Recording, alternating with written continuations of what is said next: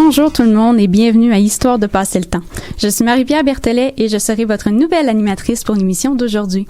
Je suis bien heureuse d'être accompagnée d'une très belle équipe de chroniqueuses aujourd'hui. Donc pour débuter l'émission, Rosalie Racine quitte sa période d'expertise qui est généralement la Seconde Guerre mondiale pour nous parler des procès de sorcellerie à Salem en 1692. Bonjour Rosalie. Bonjour Marie-Pierre. Elles sont présentement à l'extérieur du studio et nous rejoindront plus tard dans l'émission.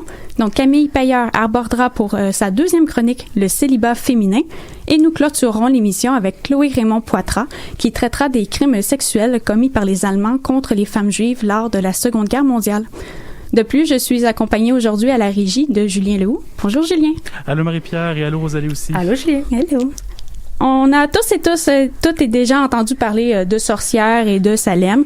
Mais aujourd'hui, Rosalie, tu explores plus en profondeur les procès de sorcellerie de 1692. Exactement. Avant d'entrer plus dans les détails, il va être important de noter que les procès de Salem, c'est vraiment une petite partie d'un phénomène qui est très large. Donc, les premières chasses aux sorcières ont lieu en Europe entre 1300 et 1330. Et la dernière exécution connue pour sorcellerie a lieu en Suisse en 1782. C'est assez long comme période. C'est assez long comme période. On voit que ça dure longtemps avant Salem, mais aussi longtemps après ces procès-là. Les chasses aux sorcières ont atteint leur apogée entre 1580 et 1630, et la majorité d'entre elles ont lieu en Allemagne, en France, en Suisse, en Italie. Et ce qu'on va qualifier vraiment de chasse aux sorcières, c'est les efforts d'identifier les sorcières plutôt que la poursuite d'individus qu'on soupçonnait déjà de sorcellerie. Identification dans le sens, on a une image de quoi de l'air une sorcière, puis on essaie de la trouver dans la rue, c'est quoi? On va y aller plus avec les accusations, en fait. Okay. À partir d'une accusation, on va faire une enquête, et puis là, le processus va se continuer. À l'époque, une sorcière se définit comme une adepte de Satan qui avait échangé son âme contre son aide. Et la légende voulait qu'elles employaient des démons pour réaliser des actes de magie, qu'elles pouvaient changer de forme, donc que ce soit d'un humain à un animal ou même d'un humain à un autre humain. Qu'elles voyageaient dans les airs la nuit vers des rencontres secrètes et des orgies, oui, évidemment sur un balai, comme on le sait. Le processus, comme je disais, d'identification de sorcières, c'est ça. C'est les rumeurs, une accusation, et puis après ça, on va vers l'enquête et le jugement là, après le procès. Et souvent, une exécution, malheureusement. Par rapport à l'enquête, c'est qui les enquêteurs? J'imagine que ça doit être des hommes du clergé. Oui, en fait, c'est les hommes d'autorité du village. Ça peut être des hommes un peu plus politiques. Il n'y a pas... le clergé va, dans les codes de Salem, être surtout au niveau des accusations. Au niveau des enquêtes, on va laisser ça à des espèces là, de policiers dans la colonie. Donc, les procès de Salem, en fait, c'est le résultat un peu d'un mélange de politique d'église, de conflits familiaux qui vont vraiment avoir explosé dans un contexte sociopolitique très particulier. La croyance au surnaturel, mais surtout l'idée que le diable pouvait donner des pouvoirs à certaines personnes pour blesser d'autres gens. La dure réalité de la vie dans une communauté puritaine très rurale, très exactement isolée aussi. Les conséquences de la guerre entre la France et l'Angleterre en 1689 sur le territoire de la colonie. Il y a eu une épidémie de petite vérole, des attaques autochtones de tribus voisines. Donc tout ça, en fait, va venir alimenter l'espèce de paranoïa. Ça crée le contexte. À Salem, exactement. C'est vraiment ce qui va modeler la chose. Au 17e siècle, c'est important de noter qu'il y avait 2 Salem. Donc, il y a la ville de Salem telle qu'on la connaît aujourd'hui et une petite communauté d'environ 500 personnes à une quinzaine de kilomètres de la ville qu'on va appeler le village de Salem, tout simplement, qui est aujourd'hui la ville de Danvers au Massachusetts. Donc, elle n'a pas conservé son nom. Puis, les procès dont tu nous parles se passent à Salem ou au village? Ça va se passer dans la ville de Salem. Les accusations ont lieu dans le village et puis là, ça va se transférer dans la ville où là, on a la grande autorité plus coloniale que dans le petit village de 500 personnes. Donc, le village était connu vraiment pour sa population qui était divisée. Il y avait beaucoup de conflits internes, des conflits même avec la ville de Salem. Et ces conflits-là étaient autant plus exacerbés qu'il y avait une rivalité importante entre 2 familles dans le village. Les Porter, qui avaient vraiment des connexions importante avec les marchands de Salem et les Putnam qui voulaient une plus grande autonomie pour le village. Donc, c'est vraiment divisé en deux idéologies très différentes. J'imagine que c'est deux familles élitistes aussi qui ont de l'argent. Oui, exactement. C'est l'élite là, de ces villages-là qui vont un peu comme diriger et avoir la main dans tout, en fait, okay. là, dans l'administration. En 1672, les villageois vont décider d'embaucher leur propre pasteur et en 1689, par l'influence justement de la famille Putnam, il y a le révérend Samuel Parris qui va devenir le pasteur de l'église du village. Mm-hmm. Il va venir s'installer avec sa femme, ses enfants, sa nièce et ses 2 esclaves. La personne de Samuel Parris est vraiment une figure qui est controversée dans la mesure où il a exacerbé les divisions de la population de plusieurs façons. D'abord, il est décrit comme un homme qui était incapable de régler les conflits entre les villageois. C'est pas terrible comme référence, ça? Non, c'est ça. On aurait aimé peut-être une aide un peu plus... Venir pacifier le tout. Exactement. Ensuite, il va faire subir des pénitences publiques aux membres de sa congrégation pour des petites infractions. Il va exclure des gens qui sont pas des purs puritains, en fait, avant de donner la communion. Donc, il y a vraiment une espèce de classification entre pro et anti-Parris qui va s'installer aussi dans le village de Salem. Et vu son importance dans le village, en fait, c'est pas étonnant que l'histoire des procès de Salem va débuter autour de sa personne. Donc, au mois de janvier 1692, le révérend Parris et sa femme vont remarquer que leur fille et leur nièce avaient des comportements vraiment particuliers. Dans quel sens? Dans le sens où elles avaient des symptômes assez étranges. On savait pas. Donc, elles ont 9 et 11 ans. Est-ce que c'est des maladies? Si oui, à cet âge-là, à cette époque-là, surtout, ça peut être assez fatal. Et dépendant de la maladie, effectivement. C'était avec le COVID-19. Peut-être. Un prélude à la COVID, exactement. Oui. Donc, ils vont faire appel, après que l'État continue de se détériorer, là, ça va vraiment pas bien, ils font appel à des collègues et des amis, dont le révérend John Hale, qui va noter que les filles avaient été mordues et pincées par des entités invisibles, que les articulations avaient été tournées et retournées pour être mises en place d'une manière qui ne peut pas être compatible avec des maladies qui existaient déjà, comme l'épilepsie, par exemple. Okay. Donc, ça va mener Parris à suspecter que sa nièce et sa fille ont été ensorcelées. Pourquoi pas?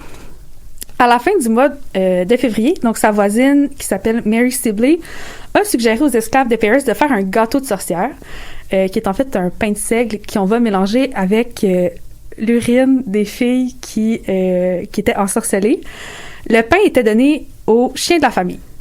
OK, fait que le chien mange le pain rempli d'urine des filles en Exactement. Et cette méthode-là, comme le fer à cheval au-dessus des portes, par exemple, c'était des remèdes populaires qui étaient connus, qui devaient révéler l'identité de la sorcière. Donc, on utilise un truc de sorcière pour détecter une autre sorcière. Exactement. Wow. Et les jeunes filles, suite à ça, ont identifié leur esclave, qui s'appelait Tituba, comme étant celle qui les tourmentait. Et effectivement, donc on utilise la sorcellerie pour combattre la sorcellerie. Parris va plus tard accuser sa voisine d'avoir convoqué le démon dans leur village et de pratiquer la sorcellerie. Ça va se retourner contre elle, en fait. Mm-hmm. Au même moment, il y a d'autres filles qui vont commencer à démontrer des signes d'être affectées par le diable, dont Anne, la fille de Thomas Putnam, qui avait en sorte permis à Parris de s'installer. Et Anne Putnam avance que le spectre d'une dame qui s'appelle Sarah Good la pinçait et la poussait à signer le livre du diable. Ce qui aurait établi vraiment un lien entre la jeune fille et le démon. Mm-hmm. Good était aussi accusée par une autre femme qui s'appelait Elizabeth Hubbard au même moment. Donc, plusieurs sorcières pour plusieurs victimes, en fait. Exactement. Puis même que Elizabeth Hubbard, elle va aussi se plaindre d'être tourmentée par une deuxième femme qui, elle, s'appelait Sarah Osborne. Et à la fin du mois de février, ces 3 femmes-là vont être formellement accusées par Parris de sorcellerie. OK. Elles vont être amenées au village où elles vont faire face à leurs accusatrices et vont être interrogées individuellement. J'imagine qu'il devait avoir une foule plutôt intéressée. Exactement. Donc, en fait, l'interrogatoire, à la base, devait avoir lieu dans la taverne centrale du village. Et puis, il y avait tellement une grande foule de gens qui voulaient assister à ça. On est obligé de déplacer l'interrogatoire dans un endroit public plus large pour accommoder tout le monde, en fait, qui voulait y assister. Le genre de question qui était posée, c'était avec quel esprit démoniaque êtes-vous familière? N'avez-vous pas eu de contact avec le diable récemment? Donc, ça indique clairement, en fait, que l'interrogateur est biaisé, était convaincu lui-même. C'est orienté comme question. Exactement. On cherche pas vraiment pas une vraie enquête, là, si on peut dire. On veut juste incriminer la personne là, du mieux qu'on peut. Et en plus de ça, en fait, c'est les accusés font face à leurs accusatrices et dès que Sarah Good, par exemple, réfutait toutes ces accusations-là, les 4 jeunes filles devenaient vraiment tourmentées pendant quelques instants devant tous ces gens-là. Soudainement, ça repognait. Exactement, ça revenait, puis là, ça durait quelques instants jusqu'à temps qu'elle retire, qu'elle avoue des choses. Donc, on peut se poser des questions aussi sur la légitimité. C'est vraiment très théâtral. Là, exactement, de ces enquêtes-là. Good va finir par avouer que c'est en fait Sarah Osborne qui était responsable de ces tourments-là. Mais c'est vraiment le témoignage de Tituba qui va déclencher la chasse aux sorcières telle qu'on la connaît, parce qu'elle affirme qu'il y a plusieurs sorcières qui circulent librement à Salem. Donc ça va débuter... une chasse aux sorcières. Une chasse aux sorcières. Elle va elle-même finir par avouer qu'elle est une sorcière. Et ça va vraiment être important dans la suite des choses parce que, c'est ça, elle avoue qu'il y a une conspiration de sorcières dans le village et elle va vraiment décrire un exemple parfait qui correspondait à la compréhension de la sorcellerie de l'époque. Donc, convention avec Satan, vol sur des balais, assemblée de sorcières, etc. La sabbat qu'on connaît. Là. Exactement. L'arrestation et l'emprisonnement des sorcières présumées va permettre aux conditions des jeunes filles de s'améliorer, sauf pour Anne, qui va déclarer être tourmentée par le spectre de la fille de Sarah Good et plus tard de d'autres femmes. Donc, elle semble être vraiment la cible idéale pour toutes ces sorcières-là qu'elle va se dépêcher d'accuser. Est-ce que ça sert comme d'échappatoire dans le sens où on se défoule pour se défouler en accusant plein de femmes qui seraient un peu bouc émissaires de cette situation-là? Peut-être. On va se rendre compte un peu plus tard que c'est des gens qui ont des profils quand même assez différents. Il y a Sarah Osborne, par exemple, qui était reconnue comme une dame... c'était une veuve. Elle était un peu bizarre, un peu isolée dans le village. Mais elle semble pas, de ce que j'ai lu, avoir été dérangeante pour la population. Donc, il y a peut-être des jeux politiques qui sont liés à ça, mais c'est pas ce qui paraît au premier abord quand on étudie la question. Donc... Après les accusations d'Anne, il y a aussi d'autres gens qui vont venir de l'avant, qui vont accuser d'autres gens, dont des hommes et des femmes. On va se rendre compte que c'est vraiment pas juste les femmes qui étaient ciblées par ces accusations-là. Surprenant. Non plus. Oui, c'est quand même surprenant, ce qui défait un peu le mythe aussi qu'on peut avoir là, des sorcières de Salem. Le 19 avril 1692, donc le tribunal local va interroger 4 nouvelles personnes, dont Abigail Hobbs, qui est une jeune fille de 14 ans, qui est la plus jeune, je crois, là, qu'il va y avoir au procès. Elle va avouer avoir rencontré le diable alors qu'elle avait 10 ans. Et sa confession va vraiment représenter un point tournant dans la chasse aux sorcières parce qu'elle va introduire dans sa confession les conflits de frontières. Et ça va permettre, en fait, d'arrêter un ancien révérend du village, George Burroughs, qui lui était au Maine, en fait, donc on exporte un peu ce problème-là. George qui va être arrêté et accusé de sorcellerie après que Anne encore ait déclaré avoir été hantée par son spectre. Mais cette jeune fille de 14 ans-là, elle a avoué sous quelles circonstances? Est-ce qu'elle a été torturée ou c'est le peer pressure des gens qui la regardent pour qu'elle avoue quelque chose? Probablement que le peer pressure a eu son lot à jouer là-dedans. Dans les études que j'ai lues, j'ai pas trouvé, en fait, si les filles étaient torturées et tout. On sait qu'il y a des tests qui étaient faits pour démontrer ou pas si une femme était une sorcière. On peut penser à la roche accrochée à la cheville. Si elle flotte, c'est une sorcière. Si elle coule, exactement. C'est une femme. Mais l'impression que j'en ai eue, c'est vraiment que c'était en dernier recours, ces choses-là. Donc, en mai 1692, il y a un nouveau gouverneur qui va arriver d'Angleterre qui est pas du tout au courant de la situation, donc qui est pas équipé pour gérer ça non plus. Mais il va choisir de mettre en place une cour spéciale qui s'appelait la cour d'Oyer et Terminé, qui s'était déjà mis en place à cette époque-là. Donc, c'est pas quelque chose qui est nouveau, mais c'est pas quelque chose qui est particulièrement fréquent non plus. Donc, cette cour-là va débuter le 2 juin 1692 avec le cas de Bridget Bishop. Faut savoir que dans ces procès-là, les accusés n'avaient pas le droit à un avocat, ils devaient se défendre eux-mêmes. Ceux qui confessaient ou qui confessaient le nom d'une autre sorcière étaient relâchés parce que les puritains croyaient que c'est Dieu à ce moment-là qui allait les châtier et qu'eux n'avaient plus leur rôle à jouer là-dedans. Oh wow! Donc, après avoir entendu des témoins, des crimes allégués, de la violence familiale même parfois, Bishop va être reconnu coupable et pendu le 10 juin.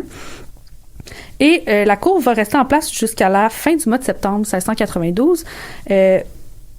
en fait, à ce moment-là, Phipps va ordonner la fin des procédures de la cour parce que les accusations de sorcellerie s'étaient étendues au point d'inclure sa femme. OK. Donc là, la question devenait plus personnelle. On met fin à la question. Mais ça reste relativement court comme période. Oui, c'est très, très court. On parle de 3-4 mois à peu près. Mais il y a une Cour suprême de justice qui va être mise en place en janvier-février 1693. Et à partir de mars 1693, les procès de Salem sont terminés. Qu'est-ce qui se passe après ça? Après ça, en fait, très rapidement, en mai 1693, le gouverneur Phipps va pardonner les gens qui ont été accusés de sorcellerie. Mais c'est quand même 200 accusations, une trentaine de personnes qui vont être reconnues coupables, 19 personnes qui ont été exécutées et 5 qui sont décédées en prison en attendant leur jugement, qui ont vécu en fait un peu là, ces horreurs-là. Dans les années qui ont suivi, il y a des actes de repentance individuels et collectifs qui ont été faits de la part des gens qui étaient impliqués eux-mêmes dans le processus. Donc, en 1697, la Cour générale du Massachusetts va déclarer une journée de contemplation et de jeûne pour la tragédie qu'ont représenté les procès de Salem. C'est un pardon, en fait. Non, le pardon va venir plus tard. Le pardon, en fait, va venir en 1711, quand même une vingtaine d'années plus tard. Mais il faut attendre en 2001 pour que tous les gens qui ont été reconnus coupables soient exonérés, en fait, là, de leurs crimes. C'est intense, 2001, c'est long. Hein? Oui, c'est très récent, en fait, 2001. Il y a quand même une bonne période de temps là, à attendre pour ça. Et c'est vraiment seulement, en fait, en 1957 que l'État du Massachusetts en lui-même va formellement formuler des excuses pour ce qui s'est passé pendant les procès de Salem. J'imagine que ça a dû aussi attirer un peu de touristes curieux qui voulaient visiter Salem dans ces circonstances-là ou dans ces périodes-là, en fait. Oui, il y a ça, puis j'ai pas la date, mais il y a un musée aussi à Salem, en fait, qui relate toute l'histoire de ces sorcières-là et de ces procès-là aussi. Bon, ben merci beaucoup, Rosalie. C'était très intéressant. Donc, si vous souhaitez en apprendre un peu plus sur un autre procès de femme qui a servi un peu de bouc émissaire à une situation difficile, je vous suggère la chronique de Joël Beauchamp-Monfette sur Marie-Joseph Angélique qui a été diffusée le 22 novembre 2019. Donc, Julien, qu'est-ce qu'on écoute pendant la pause? On va écouter l'artiste Alice Fébilou et de sa chanson Glow de son album éponyme.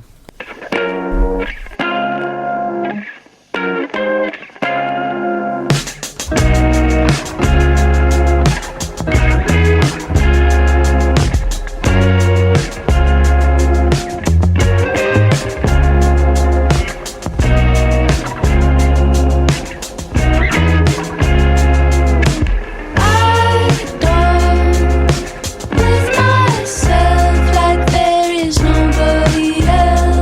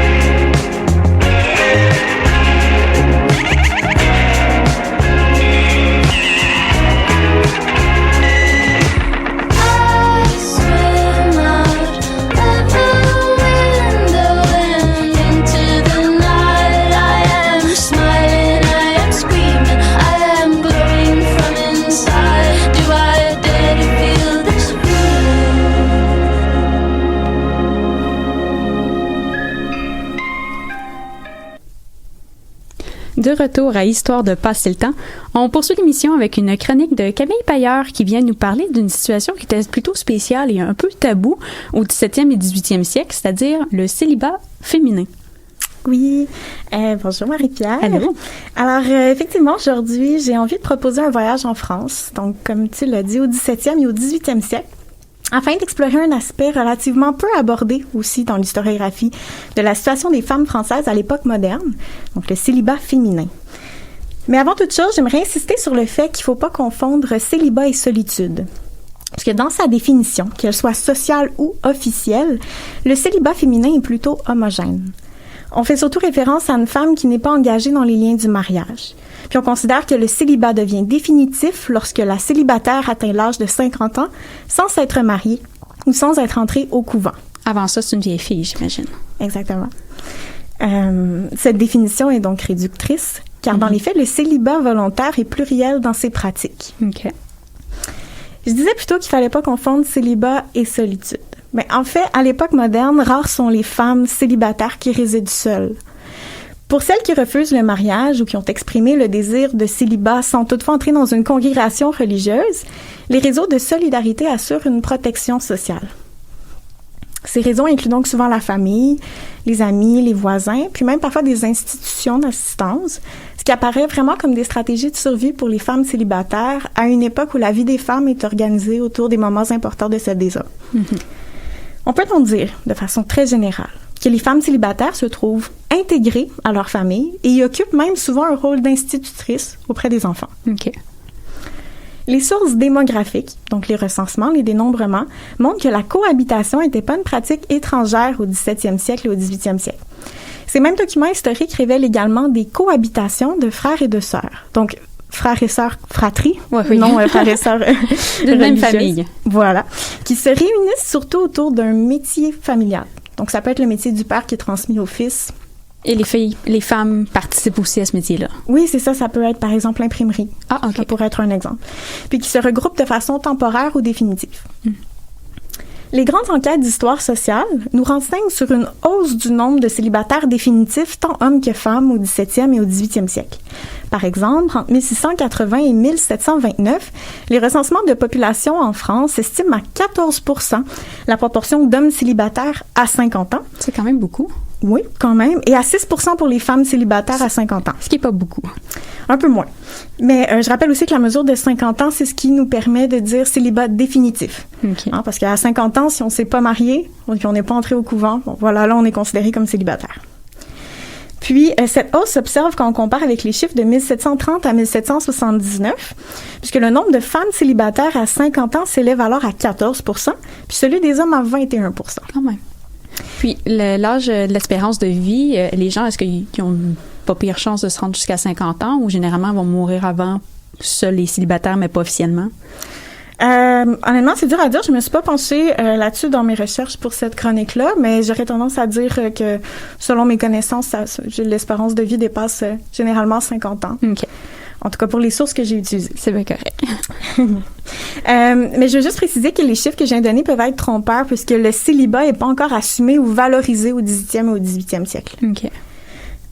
C'est pour ça que il faut s'intéresser à d'autres types de documents historiques pour venir compléter des analyses qui sont plutôt quantitatives. On pourrait enquêter, par exemple, sur des trajectoires individuelles. Mm-hmm.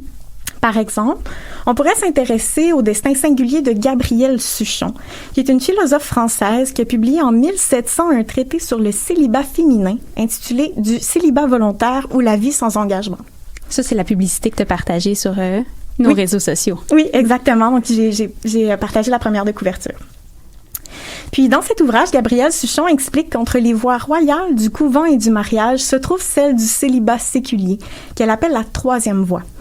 Suchon rappelle aux femmes et aux autorités de l'époque que cette troisième voie n'est pas interdite, bien qu'elle soit complètement discréditée. On ne supporte pas du tout le fait que des femmes puissent s'échapper à la clôture du couvent et du mariage.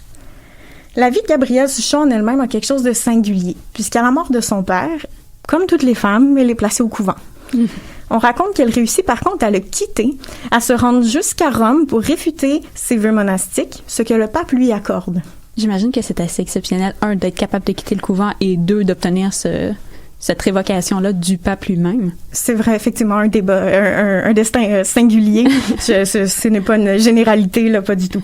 Puis surtout qu'elle va passer le reste de ses jours aux côtés de sa mère, ce qui rejoint l'idée de ces réseaux de solidarité familiaux.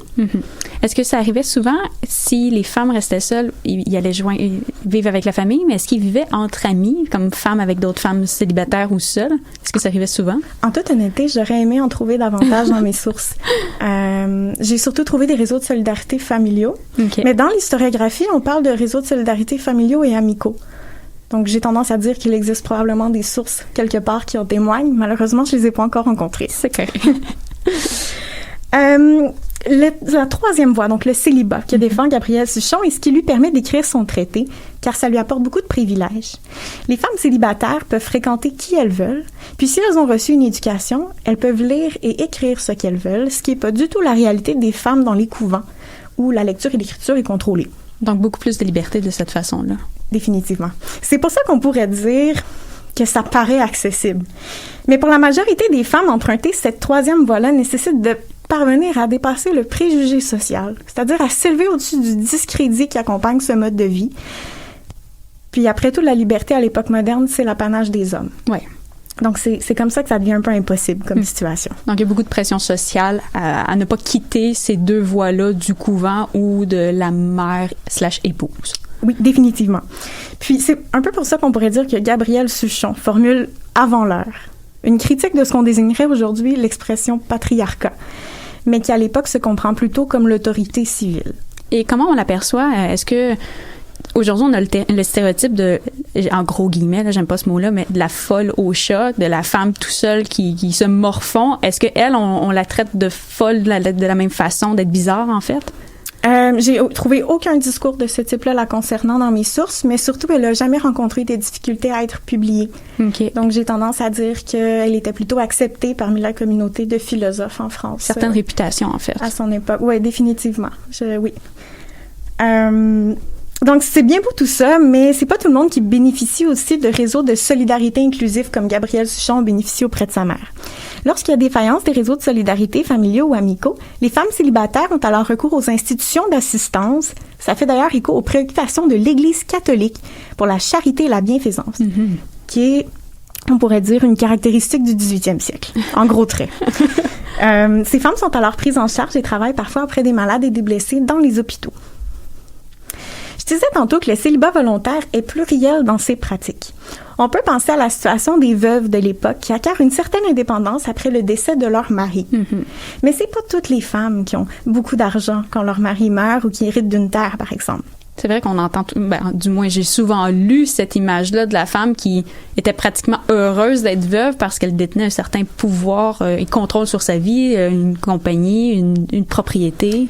Ouais, ben c'est le cas pour certaines femmes, certes, il faut pas le négliger non plus, mais pour certaines et peut-être la majorité, le remariage reste la meilleure option puisqu'il assure la possibilité d'échapper à des situations de précarité. Oui. À la lumière des premiers constats qu'on vient de faire, on réalise tranquillement que l'image de la femme célibataire associée à celle d'une solitude émotionnelle est une construction beaucoup plus récente, qui date peut-être du 19e siècle. Okay. On le reconnaît moins d'emblée, mais la culture occidentale a fait assez tôt une place de choix aux femmes célibataires. Le parfait exemple reste celui des couvents, qui admettent la possibilité pour les femmes de ne pas se marier à un homme. Mais attention, on demande quand même à ces femmes de se marier à Dieu. Alors, selon moi, c'est pas un refus marital complet. D'une certaine façon, c'est ça, en effet. Voilà. Si on remonte un peu dans le temps, mettons au Moyen-Âge, par exemple, on trouverait des béguinages. C'est des lieux qui abritaient des communautés de femmes religieuses ou laïques qu'on nomme béguines. Ces femmes étaient souvent célibataires ou veuves et existaient en dehors du mariage et de la vie monastique. Ce modèle de vie-là n'est plus chose courante à l'époque moderne, notamment en raison du fait que l'Église soupçonnait ces femmes d'hérésie et que nombre d'entre elles se sont retrouvées au bûcher. On va faire un petit lien avec nos sorcières de la chronique précédente avec Rosalie. Tout à fait. Puis, on peut voir que dès le 16e siècle, la société s'attend surtout des femmes à ce qu'elles se situent soit dans la clôture du mariage ou dans celle du couvent. Puis ça va jusqu'au 18e siècle où on retrouve des écrits de philosophes tels que Jean-Jacques Rousseau qui mettent l'accent sur la fonction naturelle des femmes, je mets des guillemets ici, naturelle, des femmes qui se réalisent pleinement en tant qu'épouses et en tant que mères de famille. Donc un discours pour les tenir enchaînés à ces vertus et valeurs-là de familiales et de mariage, en fait. Définitivement. On peut voir aussi que se promener entre les siècles, comme on vient de le faire, donc ceux qui précèdent ou qui succèdent l'époque moderne, c'est ce qui nous permet d'observer le changement de statut de la femme célibataire à travers les époques. Et de constater qu'à l'époque moderne, c'est définitivement pas anodin pour les femmes d'échapper à la condition d'épouse-mère. Ah non. L'ancrage de l'existence féminine se limite exclusivement à la famille, ce qui n'est pas le cas pour les hommes, où le travail est vecteur de conditions masculines et d'insertion sociale. Le célibat masculin est donc beaucoup moins stéréotypé. Puis à l'inverse, puisque les femmes célibataires ne fondent pas de famille, elles doivent trouver autrement leur place dans la société pour échapper au mépris. J'imagine qu'on parle beaucoup moins, ou on doit moins se soucier d'une situation où les hommes restent célibataires, contrairement à une femme qui perd sa valeur de procréatrice en restant célibataire. Ouais, puis surtout, l'homme n'est pas vraiment un danger pour la société, tandis qu'une femme qui n'est pas sous la tutelle d'un homme, j'avais oublié, c'est autre chose. Mais pour approfondir une compréhension des différentes perceptions sociales qui accompagnent le célibat choisi chez les hommes ou chez les femmes, l'histoire apparaît comme une discipline de choix pour regarder attentivement les documents historiques qui révèlent du discours et des représentations sociales et culturelles. Par exemple, on pourrait explorer le cliché de la courtisane qui compose avec un discours très contraignant. En effet, si une courtisane prend un amant, on dira d'elle qu'elle est débauchée. Puis à l'inverse, si elle n'en prend pas, on dira qu'elle est desséchée. Donc, elle est prise dans ce double vision de la société. Exactement. Il y a aussi le stéréotype de la vieille fille qu'on a évoqué plus tôt, qui produit des images à connotation méprisante à l'encontre de celles qui, tardant à se marier ou refusant le mariage, ne répondent pas aux attentes de la société. Après tout, le célibat se définit en creux par rapport au modèle dominant du mariage. Et oui, j'imagine aussi du modèle masculin en tant que tel. Oui, c'est ça, définitivement. Puis pour rester près du vocabulaire, j'ajouterais qu'il est intéressant de noter que le mot célibataire n'apparaît dans les dictionnaires qu'au 18e siècle, bien que cette réalité date d'avant le terme. À l'époque, le sens du mot dépasse même sa signification actuelle, puisqu'il englobe d'autres réalités comme celle du veuvage ou de la vie en couvent, qu'on appelle alors célibat consacré. Donc si on les appelait pas célibataires, comment on les appelait de bord? Si on les appelait pas. Ou alors, on disait femme de, fille de, sœur de, pas femme de, pardon, je me suis trompée, mais fille de, sœur de, toujours la relation avec un homme. OK. Pour les désigner. Puis c'est d'ailleurs sur le plan juridique que ça se observe le plus. Donc, on va dire qu'on les retrouve sous les expressions fille de, qui sous-entend l'autorité du père, puis comme femme de, sous l'autorité du mari. Mm-hmm. Ce qui nous permet d'assumer que les documents officiels classent et répertorient les femmes selon les relations qu'elles entretiennent avec les hommes. Le mot « femme » est rarement utilisé seul, ce qui nous renseigne sur le fait que dans les documents officiels, les femmes sont souvent, presque toujours, adjectivisées. Mm-hmm. Puis du côté des discours en circulation dans la production littéraire de l'époque, il faut voir que le célibat est un thème qui a davantage été travaillé par les littéraires que par les historiens. Dans la littérature des Lumières, les figures de femmes libres que l'on trouve dans les romans ne sont pas à confondre avec les vieilles filles. Le stéréotype s'exclut du genre romanesque car on suppose aux vieilles filles une insensibilité à l'amour. Qu'est-ce que je veux dire? Oui. C'est que les protagonismes de femmes seules qui peuplent le roman des Lumières sont sujets à une nostalgie amoureuse ou à une aventure libertine empreinte de sentiments. Donc, ils ont déjà été amoureuses en tant que telles. C'est pas, ils se refusent. C'est ça, exactement. Il faut absolument qu'elles soient en relation avec un homme dans la littérature. Okay. Les théoriciens de la littérature nous diraient ici que parfois, de tels procédés sont employés afin d'empêcher le lecteur de s'identifier à des personnages qui représentent des femmes non mariées et émancipées. Dans la littérature de l'époque, si les femmes seules n'entretiennent pas de liaison amoureuse avec un homme, elles sont automatiquement associées au stéréotype de la vieille fille. Puis ces perceptions péjoratives du célibat féminin à l'époque moderne se retrouvent également dans le discours médical qui condamne la solitude féminine. Pour la médecine des Lumières, le célibat est une déviance, car les femmes célibataires se refusent à leur condition naturelle qui peut uniquement se réaliser à travers les clôtures du mariage ou du couvent.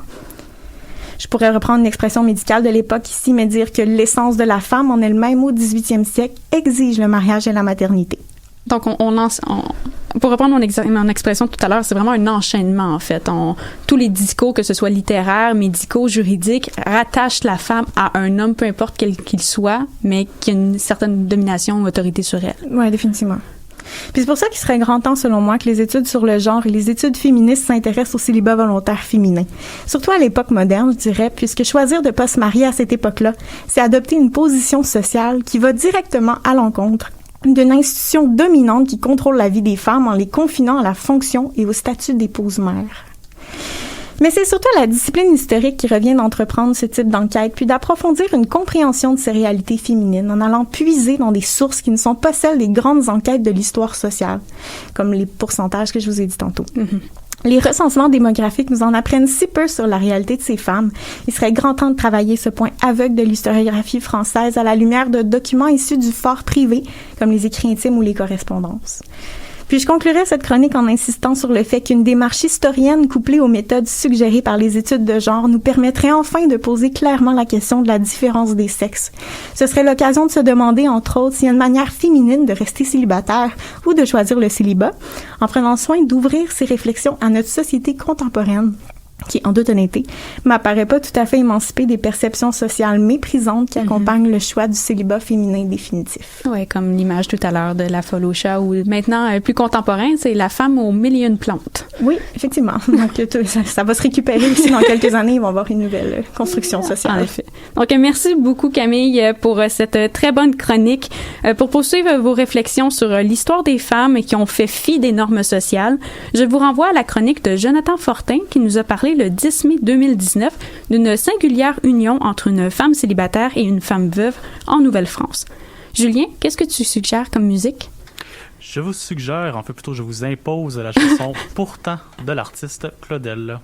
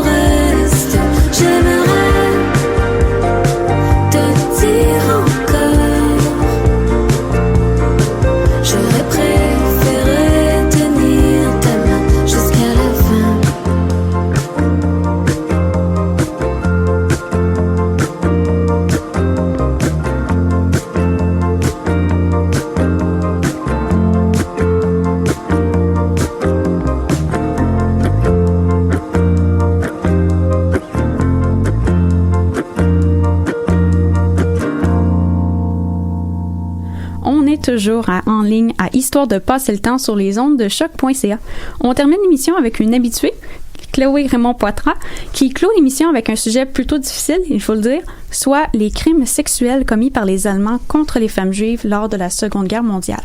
Oui, donc exactement. Donc, je commencerai peut-être avec un petit avertissement de contenu. Donc, sans surprise, avertissement de contenu pour la violence sexuelle, mais aussi pour l'antisémitisme, en raison du sujet.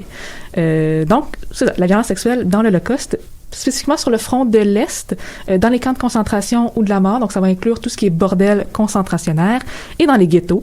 C'est pas pour dire qu'il n'y a pas eu de violence sexuelle sur le front de l'Ouest, pas du tout. C'est vraiment juste que c'est des contextes vraiment différents. Là, comme j'ai décidé de me concentrer à l'Est cette fois-ci. Et pour commencer cette chronique-là, il faut vraiment parler du concept de violence sexuelle. Je vous en parle souvent, en fait. À chaque fois que je viens, je vous parle de qu'est-ce qu'on entend par violence sexuelle avec des S.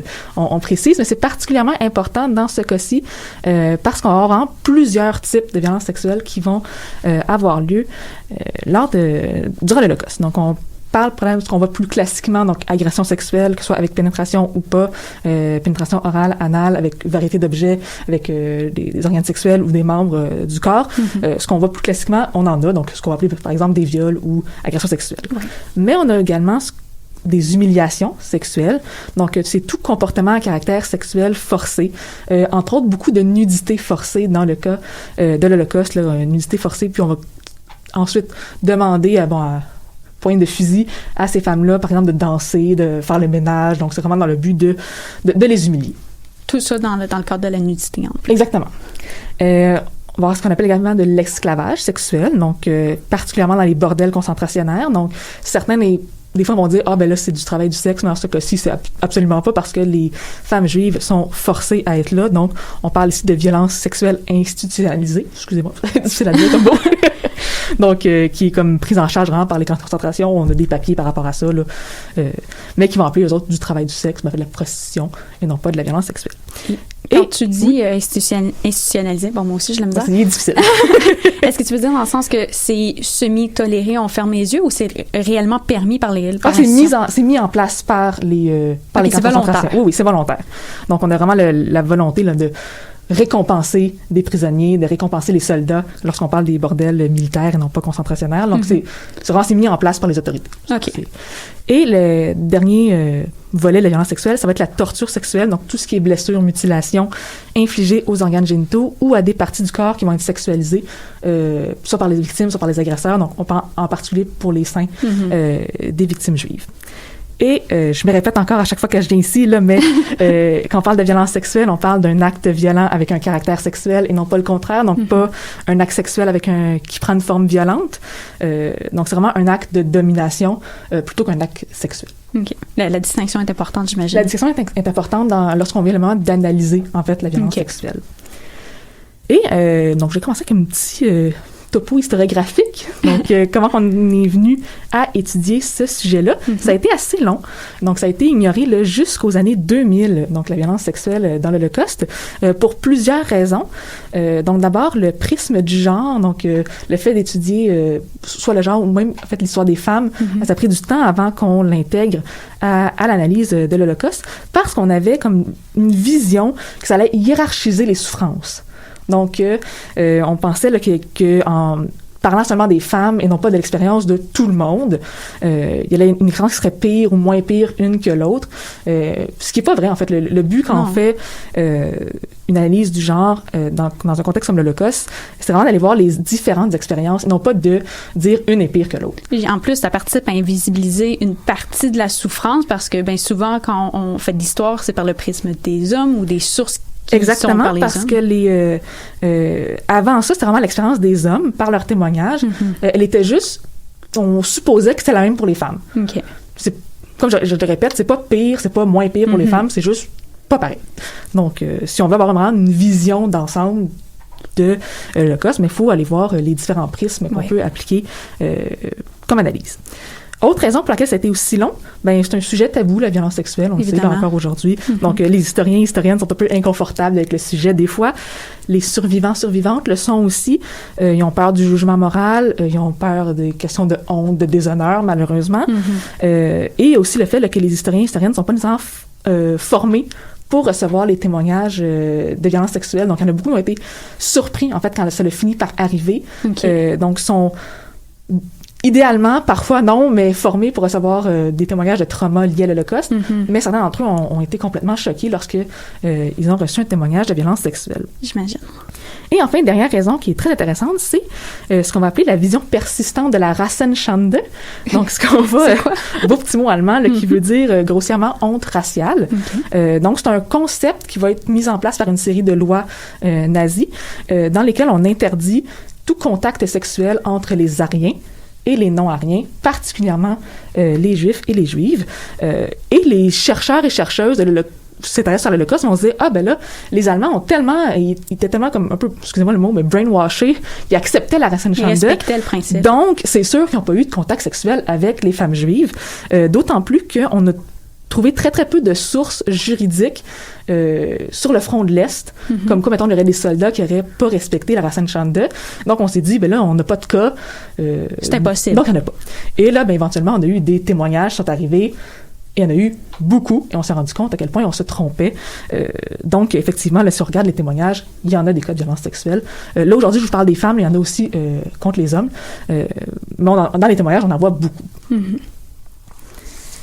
Et si je continue là, pour les regarder au niveau de la deuxième partie de la chronique, qui est de regarder pourquoi, en fait, quelles fonctions vont occuper, on peut dire ça un peu de même, là, c'est weirdement dit, là, mais...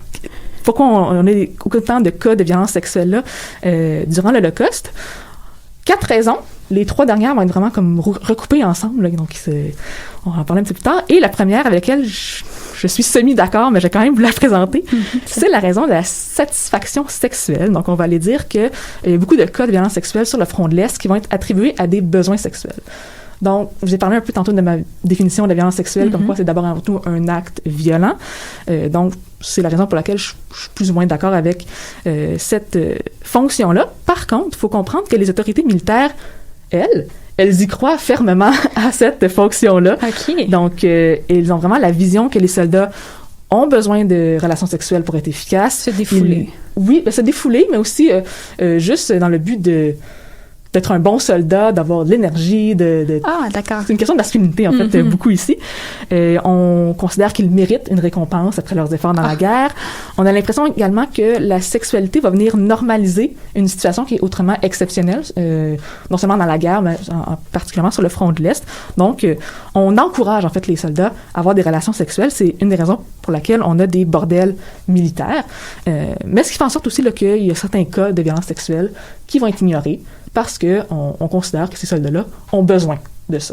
OK. Puis ça, j'imagine que ceux qui sont non punis doivent souvent être contre des femmes. Est-ce que contre les hommes juifs, on a quelques traces, ou j'imagine que ça doit être plus interdit qu'autrement? Bien, c'est un peu comme je l'ai précisé tantôt, au niveau de la Rassenschande, on a très, très peu de cas au niveau de la justice. Ceux qu'on va voir, effectivement, le contre des femmes. Si on se trouve dans le front de l'Ouest, on va en avoir plein. Ah ouais? Contre les femmes françaises, particulièrement les femmes non juives, donc dans un autre contexte.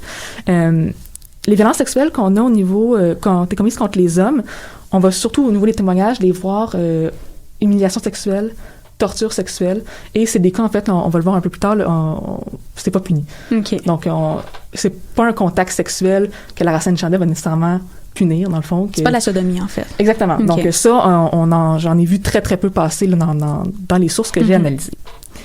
Et si on finit un petit peu avec au niveau de la satisfaction sexuelle, il y a les bordels concentrationnaires, qui va être un des endroits, effectivement, où est-ce qu'on peut dire que c'est la fonction de la violence sexuelle est vraiment un besoin sexuel, parce que c'est pour cette raison-là que ce soit les officiers, membres de la SS, également les prisonniers non-juifs. Les prisonniers? Oui, parce qu'on a des bordels militaires, on a environ 500 pour les Allemands, mais on a également 10 bordels concentrationnaires qui sont réservés pour les prisonniers. Même raison, en fait, que pour les soldats, on veut augmenter la productivité. Donc, on donne ça un peu comme récompense aux prisonniers qui sont efficaces. Okay. Donc là, à ce niveau-là, on va avoir une raison de besoin sexuel. Ça reste tout de même de la violence sexuelle, évidemment, pour ces femmes-là qui sont forcées d'être dans les bordels concentrationnaires. Deuxième raison, j'ai beaucoup aimé comment qu'ils l'ont appelé dans les livres que j'ai regardés, ça s'appelle la gratification de l'ego masculin. Ah oui, bien sûr. Donc, en fait, c'est d'aller dire là, que commettre des violences sexuelles, peu importe le type, là, on va en parler un peu plus tard, mais ça donne un sentiment de pouvoir. Définitivement. Et également, lorsque c'est commis en groupe, ben ça renforce les liens. Donc, on va avoir beaucoup de gang rape ou de viols collectifs à cause de ces raisons-là. Commettre une agression sexuelle en groupe, on va vraiment diviser la responsabilité entre les différents agresseurs. Donc, au lieu qu'on a justement un agresseur qui a comme commis le crime au complet, ben là, on a l'impression, à tort, évidemment, là, je mets des gros guillemets si vous ne me voyez pas, là, qu'en le commettant à plusieurs, ben, on est un peu moins responsable. Exactement. Et ça va aussi renforcer une loyauté, parce que là, on a commis un crime ensemble. Donc, il y a de la camaraderie parce qu'on a violé ensemble une femme. Malheureusement, oui. Donc, c'est vraiment comme une complicité dans le crime, dans ce secret-là qu'on va avoir. C'est aussi un moyen de prouver sa masculinité aux autres. Donc, on a des cas là, de soldats qui n'auraient jamais commis ce type de crime-là, mais là, sont avec le peer pressure. Là, excusez-moi l'anglicisme. Oui. La pression des pairs est vraiment très, très forte. Donc, pour avoir l'air aussi masculin qu'eux autres, on va aller vers ça. Exactement. Aussi beaucoup de cas d'humiliation sexuelle au niveau là, de les fouilles des corps. Donc oui, là, quand on va avoir des enquêtes qui vont être menées ou juste quand ils arrivent au camp. Les autorités vont arriver, par exemple, sur le front de l'Est, dans des villages, et les femmes juives, ils vont avoir des fouilles. Et là, ça va être des fouilles qui vont être vraiment exagérées. Donc, ils vont venir avec des attouchements sexuels, qui vont venir avec des blessures, des mutilations au niveau des parties génitales. On va les garder nus très longtemps. On va leur faire des danses, on va les faire du ménage aussi. J'avais vu ça, là, qu'on leur forçait à laver des escaliers. Donc, on reste nu plus longtemps que juste pour, en fait, pouvoir se moquer de ces femmes-là. C'est souvent des humiliations qui ont lieu devant la famille. Donc, c'est un moyen de se moquer non seulement de la victime, mais également de la communauté juive au complet. Ce qui fait que là, c'est ce que je disais que les dernières raisons sont un peu imbriquées l'une dans l'autre. Là, on a la question de l'humiliation sexuelle, qui est vraiment une première étape pour diminuer l'empathie qu'on a envers les victimes juives, pour éventuellement arriver à la 4e étape, qui est celle de la déshumanisation, pour aller faciliter le meurtre des Juifs et des Juives.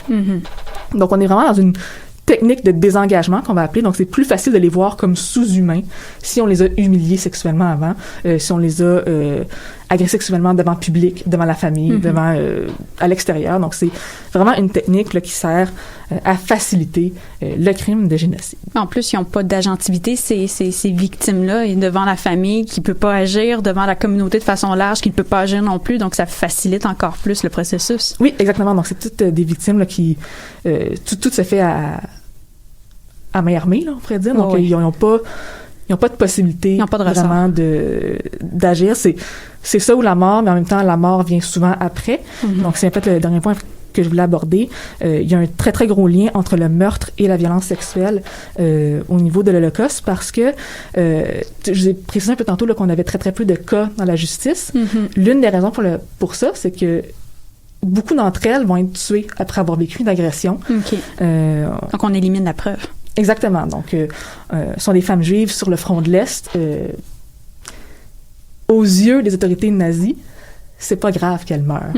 Donc, ça vient vraiment comme tout augmenter les opportunités pour les agresseurs, parce que, ben, au final, on le sait qu'elles vont mourir. C'est le but, en fait, qu'ils ont pour ces femmes-là. Donc, c'est une logique de facilitation, en fait. Oui, exactement. Et c'est aussi le fait que, ben, la Rassan Chanda, il y en a quand même qui avaient peur de ça. Donc, éliminer la femme après, qui de toute façon, aux yeux des autorités, c'est pas grave si elle meurt, ben là, ils n'auront pas vérifié s'il y a eu des traces d'agression sur cette femme-là, parce que au final, ils s'en contrefoutent qu'elle soit décédée. Donc, moi, finir ça ici, mais avec une... Ça pourrait sembler un peu étonnant, mais j'ai terminé ça avec une suggestion de lecture.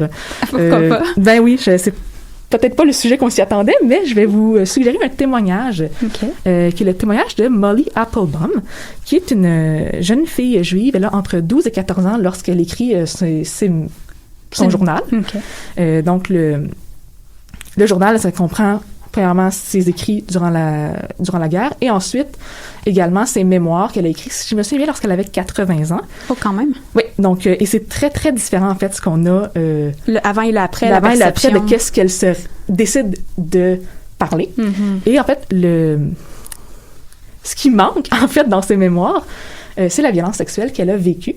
Et la raison pour laquelle je voulais en parler, c'est parce qu'aujourd'hui, je vous ai surtout parlé de la violence sexuelle commise par les Allemands.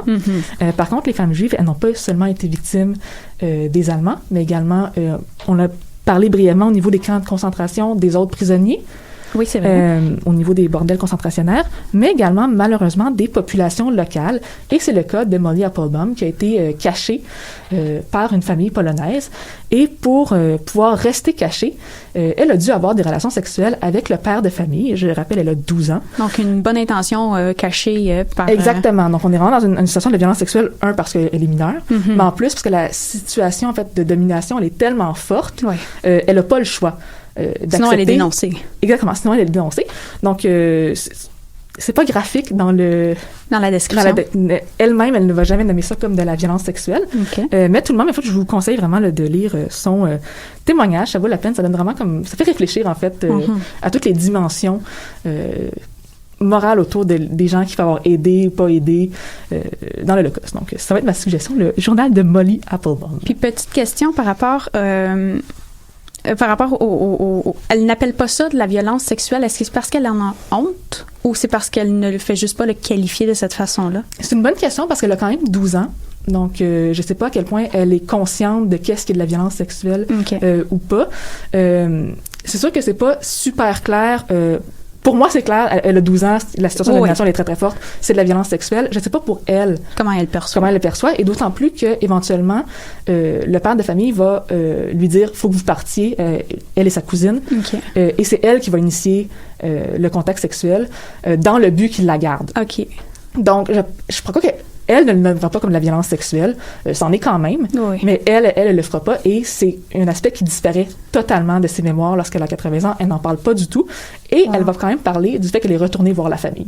Donc, c'est très, très particulier. Donc, d'où le fait que je vous conseille vraiment de le lire parce que moralement, c'est vraiment questionnant. Donc, Ben, merci beaucoup pour cette suggestion. Ça me fait plaisir. Et pour cette très bonne chronique, pas belle. Un petit peu brutale. Oui, c'est ça. Ça nous ouvre les yeux sur une cruelle réalité, mais qui a existé. Donc, si vous appréciez les chroniques sur la Deuxième Guerre mondiale qui traitent des crimes oubliés, eh bien, je vous suggère d'écouter une autre chronique de Chloé qui date du 20 septembre 2019 sur la mémoire des crimes sexuels dans l'Allemagne de 1945. Oui, donc de l'autre bord. Ouais, donc, cette fois-ci, elles sont victimes. OK. Donc, merci. C'est déjà tout. Merci pour nous avoir écoutés aujourd'hui. Merci à Julien à la régie et à toutes nos chroniqueuses, donc Rosalie, Camille et Chloé.